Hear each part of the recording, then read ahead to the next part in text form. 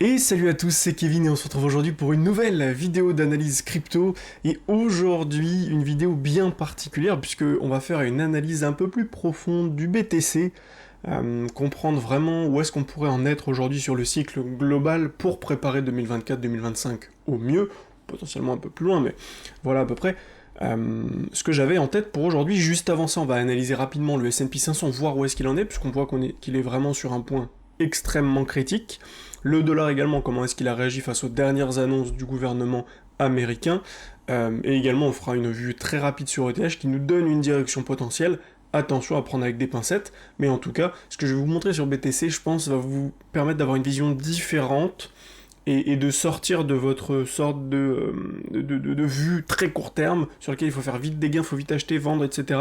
Là, vous allez voir que on va prendre le temps, on va se poser, et on va faire les choses correctement. Alors voilà, déjà, bienvenue à tous ceux qui ne sont pas déjà abonnés à cette chaîne, merci aux 529 personnes qui se sont abonnées à la chaîne YouTube, merci à tous. Si t'es pas abonné, n'hésite pas à le faire, le lien, enfin non, tu peux t'abonner directement, et si tu souhaites prendre rendez-vous, puisque oui, j'ai actuellement encore 3 places de disponibles pour mon accompagnement individuel. J'accompagne déjà plusieurs élèves en individuel à gérer leurs investissements crypto et à apprendre à investir et à trader correctement et de manière professionnelle sur le marché. Donc si toi aussi tu souhaites apprendre à le faire correctement, que ce soit de l'investissement ou du trading, n'hésite pas à prendre rendez-vous avec moi, le lien est dans la description.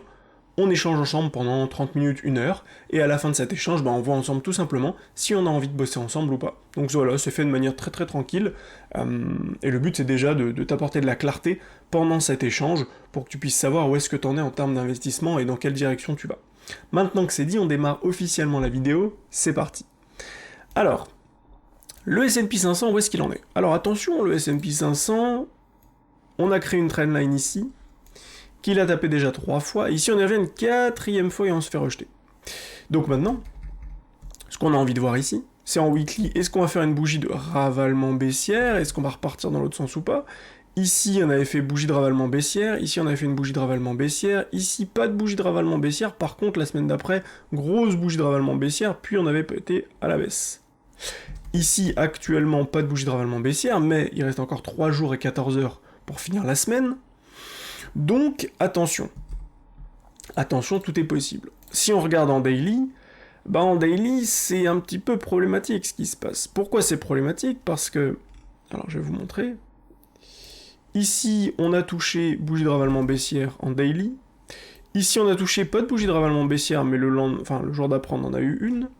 Ici, on a touché bougie de ravalement baissière ensuite. Et ici, on a touché bougie de ravalement baissière ensuite.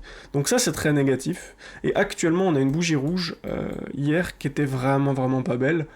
Maintenant, on est toujours dans ce mouvement, dans ce genre de canal haussier, toujours qu'on est en train de monter, qu'on est en train de faire à la hausse. Je sais pas si je peux en caler un en haut. Je pense que pour ça, il faudrait plutôt que je prenne d'ici, globalement. Mais voilà, on est exactement là-dedans. Donc c'est très bien. Maintenant, est-ce qu'on va réussir à se maintenir ici, rebondir ou est-ce qu'on va plutôt enfoncer un peu plus bas et repartir dans l'autre sens? Ça va être intéressant de regarder, parce que maintenant, on peut très bien faire, maintenant que c'est simple en fait, maintenant que tout le monde la voit, cette trendline, et que tout le monde voit qu'on s'est appuyé dessus 1, 2, 3 fois, tout le monde se dit, on a rappuyé, on va retourner en bas, donc tout le monde peut shorter ici. Et le fait que tout le monde puisse facilement shorter fait qu'on peut descendre à très court terme, puisque beaucoup de gens short, on les récupère tous ici, gros short squeeze, on explose à la hausse, on casse cette trendline, et on va beaucoup plus haut ici avant de poser un vrai top, un vrai deuxième top, entre guillemets, sans besoin de faire un plus haut par rapport à ça, on peut s'arrêter ici par exemple, faire ça, tac, et ensuite on renfonce. Mais effectivement, pour l'instant, le S&P 500 qui donne pas de grands signes de force sous cette trendline, sous cette résistance, et on pourrait très bien faire quelque chose comme ça, comme ce que l'on a fait ici, tac tac tac, paf paf, et on reviendra ici, ce qui nous permettrait de revenir, redescendre ici, revenir encore une fois au contact de la trendline, et ensuite dégager dans notre grand carré rouge, qui représente un gros retracement par rapport à mars 2020. Mars 2020, c'est Covid. On viendrait retester les 0,618, 0,786 de mars 2020. Donc voilà ce qui nous pend sous le nez actuellement avec le S&P 500, mais attention, le problème actuellement, c'est qu'à court terme, tout le monde s'attend sur BTC notamment à aller plus bas, sur le S&P à aller plus bas, donc on pourrait très bien fake ici. On pourrait très bien juste faire comme ce qu'on a fait là en fait. C'est-à-dire comme ce qu'on a fait ici, là, là, c'est-à-dire juste monter un peu, redescendre un petit peu, et réexploser la hausse. Redescendre un petit peu, remonter à la hausse, jusqu'à ce que les gens aient envie de l'acheter. Et dès que les gens ont envie d'acheter, là cette fois-ci on se crache pour de vrai. Le dollar, lui, est très bearish. Le dollar avait eu une explosion énorme pendant toute l'année 2022, hein, début 2022 on est ici, fin 2022 on se retrouve tout en haut. Et là finalement, ben, on a créé un sorte de canal descendant qui était plutôt bullish pour le dollar, hein, puisque canal descendant avec une résolution haussière très souvent pour une continuité de ce qu'on a vu ici. Malheureusement, c'est pas ce qui s'est passé. Du coup, malheureusement pour le dollar, bien sûr. Donc cassure, énorme cassure du 7 novembre, enfin de la semaine du 7 novembre à la baisse, et derrière continuité baissière, par rapport à ce qu'on a vu ici. Baisse, temporisation, rebaisse, et on continue. Donc le dollar est extrêmement bearish, pas de signe spécifique, ici on a juste fait des divergences. On a fait divergence, divergence, divergence, c'est-à-dire que le cours montait, montait, montait. Ici, on a baissé, baissé, baissé. C'est très léger entre là et là, mais on a baissé entre les deux. Et donc, derrière, bah, correction, et là, on corrige. Maintenant, la question, c'est, est-ce qu'on a fini de corriger sur le dollar? Bah, pour ça, c'est très simple. On a juste à prendre le point bas, qui est globalement ici. Tac. On prend le point haut, et on voit où est-ce qu'on se situe. Là, on est sur les 0,38,2. Donc, on les a brisés la semaine dernière, mais actuellement, on essaie de les reprendre. Donc est-ce qu'on fait juste un petit excès en dessous et on se reprend directement, ou est-ce qu'on vraiment va aller plus bas? Si on brise ces 0,38,2 ou qu'il n'y a pas de bougie de ravalement haussière, je vous le dis tout de suite, ici, ça pue les 0,68, 0,78,6, donc dans cette zone, sur le dollar. Pour faire les choses proprement, on va se poser un petit rectangle, mais globalement, la prochaine zone que l'on vise sur le dollar, c'est celle-ci. C'est cette zone blanche, c'est cette zone verte là. Maintenant, est-ce que on va venir la toucher? On peut pas savoir, parce que c'est des probabilités qu'on fait. Maintenant, ce qu'on voit ici, il n'y a pas de divergence, enfin, le cours descend, ça descend fortement. Il y a beaucoup de force vendeuse, on voit un MACD très puissant ici, et c'est tout. Maintenant, on temporise, ça a été cassé, on peut l'enlever, et puis c'est tout, en fait. Donc maintenant, on imagine peut-être un retracement un peu plus profond du dollar, ce qui pourrait permettre aux cryptos et au S&P 500 d'accélérer sa hausse, et le S&P 500, pourquoi pas de casser enfin cette trendline, faire quelque chose comme ceci, paf, et ensuite poser un top et repartir plus bas. Pour piéger tout le monde. L'Ethereum, lui, nous donne un beau signe acheteur. Pourquoi il nous donne un beau signe acheteur? Alors, on va dézoomer, et on va regarder où est-ce qu'on se situe. On prend notre Fibo, point le plus bas, point le plus haut de notre cycle précédent. Tac. Et on regarde où est-ce qu'on se situe.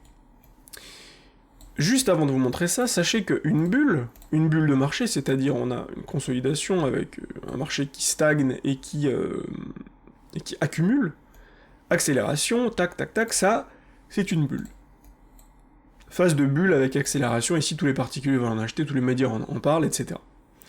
Toute cette bulle, en moyenne, elle est retracée de 80 à 90% à la baisse. C'est-à-dire que tu prends le top, tu descends de 80 à 90%, 80-90%, bref, jusqu'à 80-90% de toute cette hausse, mais normalement, du coup, ça doit te faire arriver entre là et là. Et donc, en fait, tu prends ton Fibo entre le point bas, ici, et le point haut, et tu dois descendre de 80, donc 0,786, précisément, et 0,886. Mais globalement, entre 80 et 90% de baisse. Et quand tu arrives dans ce rectangle, ceux qui ont déjà fait une première phase d'accumulation vont faire une deuxième phase d'accumulation, ou en tout cas, sont dans un endroit où on va faire potentiellement une deuxième phase d'accumulation. Donc maintenant qu'on sait ça, on a tracé notre Fibo point bas, point haut, et ici, qu'est-ce que l'on voit? Eh ben on voit tout simplement qu'on a touché les 0,786, 0,886, c'est notre rectangle vert ici. Notre rectangle vert, eh ben qu'est-ce qui s'est passé? On a tapé dedans, on a fait des mèches, etc., on a temporisé, ici on a fait un genre de canal baissier à très court terme, si je me mettais en daily, on verrait un canal baissier ici, tac tac, donc on a cassé à la hausse.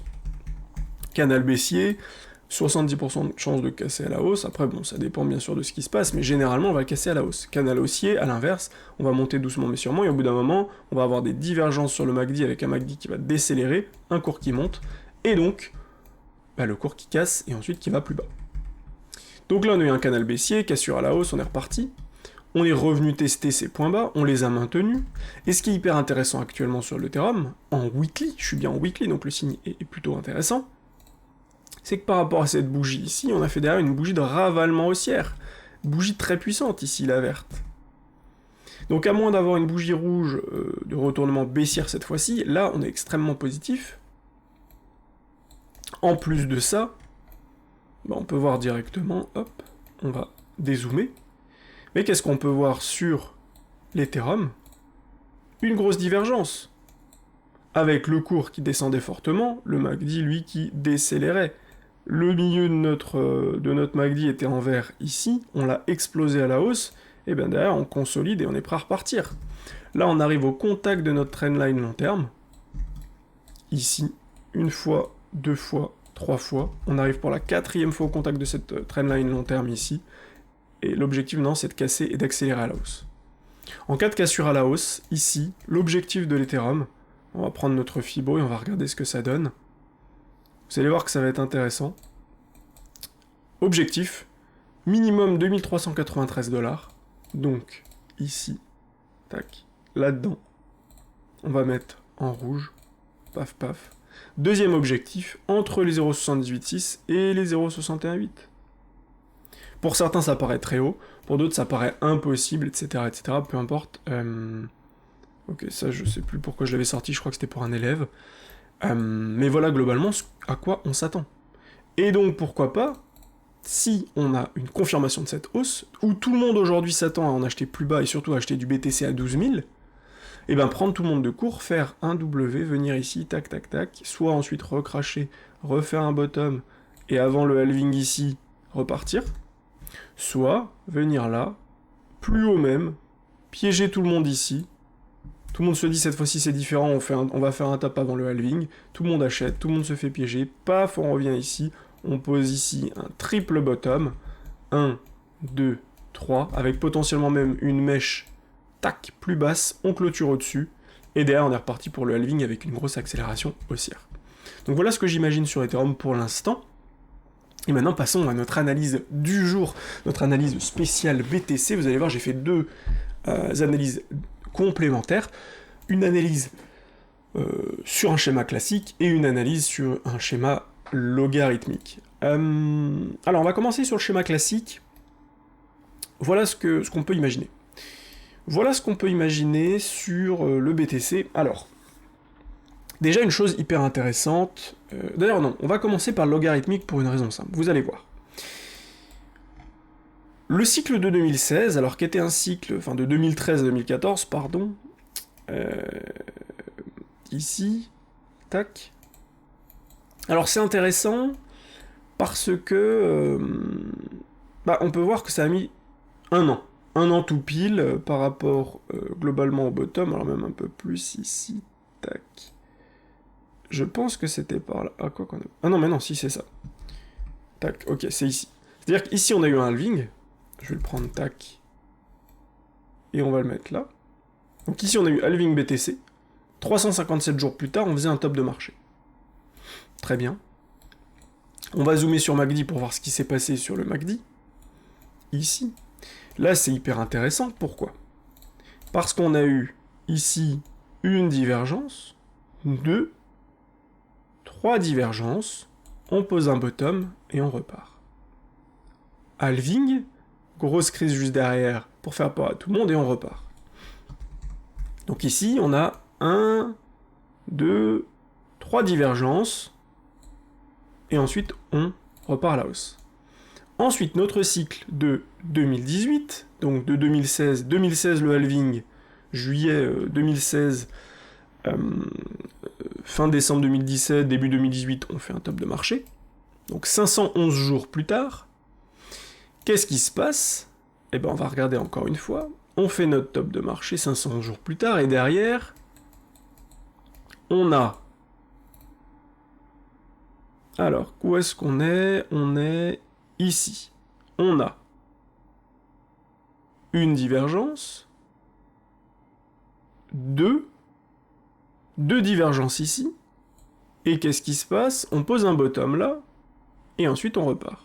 On revient une nouvelle fois ici, divergence, divergence ici, double divergence, le cours qui descend 2 fois, le MACD qui monte 2 fois, double divergence. Derrière, qu'est-ce qui se passe? Eh ben, on repart à la hausse. 500 jours le bull run, après le halving. Ici, on a un halving qui se fait le 11 mai 2020. 511 jours plus tard, ça représente quoi? 511 jours plus tard, ça représente ici, on est très proche des nouveaux tops de marché. D'ailleurs, on est sur les nouveaux tops de marché, je crois, 500 jours, ça fait le 4 octobre 2021, on va regarder sur BTC classique. Ça s'est fait qu'en 8 novembre 2021. Donc ici, on voit 8 novembre 2021, tac, ici. Ici, on a fait un nouveau top de marché. On le voit pas en logarithmique, mais c'était un nouveau top de marché, 546 jours. Donc on voit que première fois 357, deuxième fois 511, troisième fois 546 jours. Pour moi, le vrai bull run ici, c'est terminé à ce moment-là. Et donc si on regarde à ce moment-là et qu'on réduit ça, ben on voit qu'on est sur 336, on va regarder d'ailleurs sur BTC classique, ça représentait quand? C'était 12 avril 2021, 12 avril 2021 c'est ici, donc on avait donc 336 jours de bull run. Donc au final, ce qu'on voit, c'est que 357 jours, 511 jours, et ici, globalement, 336 jours, on avait un top de marché, et si on extrapole un peu, c'est 550. Mais donc, on est toujours entre les 300, on est entre 1 an et globalement un peu plus d'1 an et demi. Donc en fait, ce qui est hyper intéressant avec ça, c'est qu'on voit qu'on a une sorte de double cycle, enfin un cycle qui est composé de deux choses différentes. Soit des cycles courts de 357 jours, soit des cycles longs de 511 jours. 356 jours, et potentiellement ici donc 511 jours, avec 356, 511 jours, 356, 511 jours, etc. À peu près, bien évidemment, on va pas être au jour près. Donc ce qui est intéressant avec ça, c'est de pouvoir déjà imaginer comment le cycle pourrait évoluer. Maintenant, ce qu'on voit à chaque fois, c'est qu'à chaque fois qu'on pose un bottom, on a des triples divergences ou des doubles divergences. Ici, double divergence, on pose un bottom, double divergence, on pose un bottom. Ici, on avait triple divergence, on pose un bottom. Et actuellement, où est-ce qu'on en est sur notre BTC? Tac, tac, tac, on va regarder ça ensemble. Eh bien, on va regarder, qu'est-ce qu'on a fait?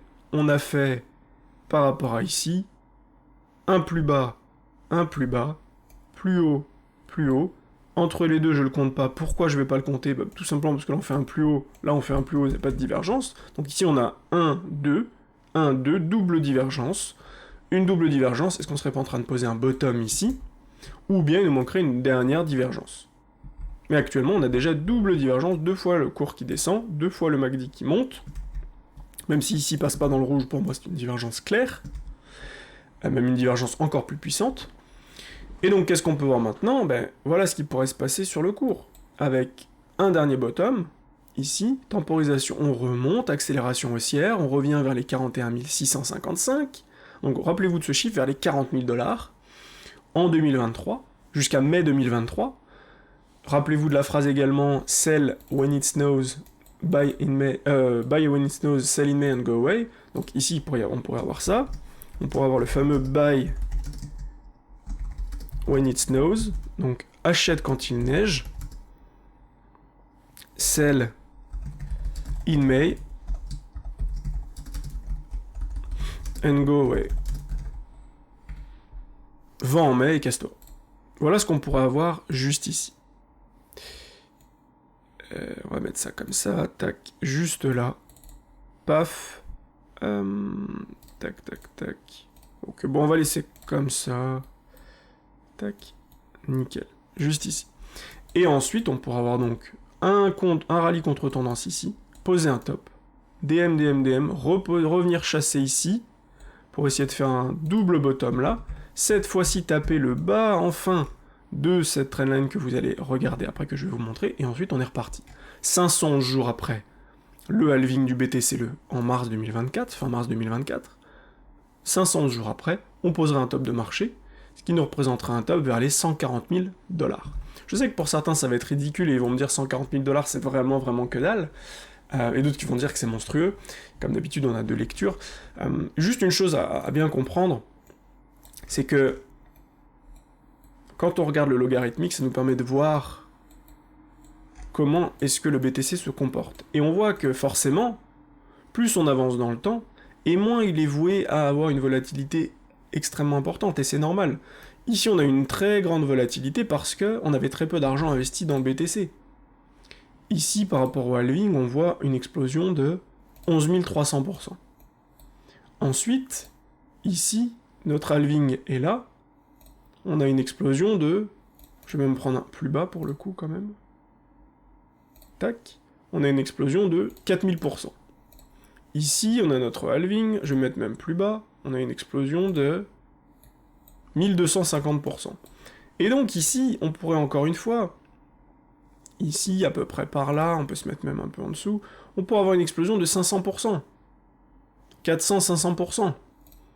Et c'est normal. Je sais que ça plaît pas à beaucoup de gens, parce que beaucoup de gens ici pensent qu'on va faire encore un x20, x30, x40, x50 sur BTC, mais il faut bien comprendre que le BTC a de plus en plus d'argent dans le projet. Et plus vous avez d'argent dedans, plus c'est compliqué de le faire monter. Pourquoi ? Si vous avez un sac ici, avec 10 € dedans, si vous voulez faire un gros multiple avec ces 10 €, bah imaginons que vous avez 10 €. Ici vous avez 10 € et vous vous dites à la fin de la journée, il faut que j'ai fait le multiple le plus important sur mes 10 €. Bah vous allez voir un peu des gens dans la rue, ils vont vous donner 1 €, 2 €, 5 €, etc. Très rapidement, vous allez pouvoir finir la journée, je vais dire n'importe quoi, avec 50 €. Ok ? Et donc avoir fait un x5. Maintenant, si vous démarrez votre journée avec 100 €, votre objectif c'est d'avoir le plus possible ici. Si vous faites le même travail que la première fois et que vous gagnez également 50 €, vous n'aurez pas fait un x5, vous aurez fait un x 1,5. Donc vous aurez augmenté votre portefeuille de 50%, là où ici vous aurez fait un vous aurez fait x 500% de gain, donc un plus 400% du coup si je dis pas de bêtises, ou non plus un 500% tout simplement.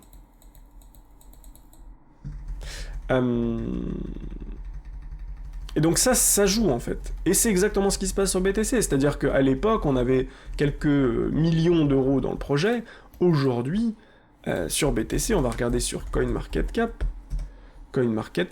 BTC on est à 326 milliards. 326 milliards de dollars d'investis dans le projet, et donc quand vous voulez faire monter le cours, si on veut faire un x5 sur le cours, on va devoir passer de 325 milliards à, vous faites 3 x 5, 15, 1 trillion 500 milliards. Globalement, voilà le projet, comment il doit évoluer. Et donc on voit que c'est beaucoup plus compliqué.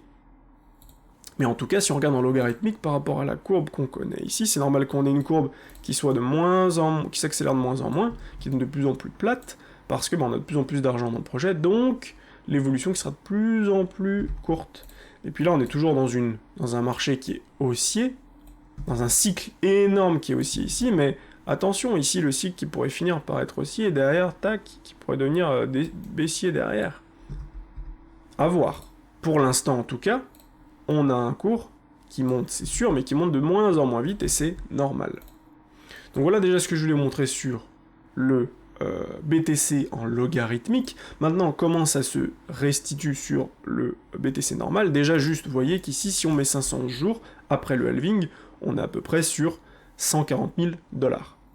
Sur le cours classique, ici pareil, on regarde le halving, ensuite top de marché un an après le halving, ici, ça oui, j'ai marqué un an après, pourquoi? C'est 350 jours, ici. Et ici, on pourra avoir deux solutions, soit on refait un top de marché un an après, comme ceci, soit on fait un top de marché ici, qui serait 500 jours après, et donc on va prendre notre date range, tac, 500 jours, j'y suis pile, ou presque, tac, comme ceci.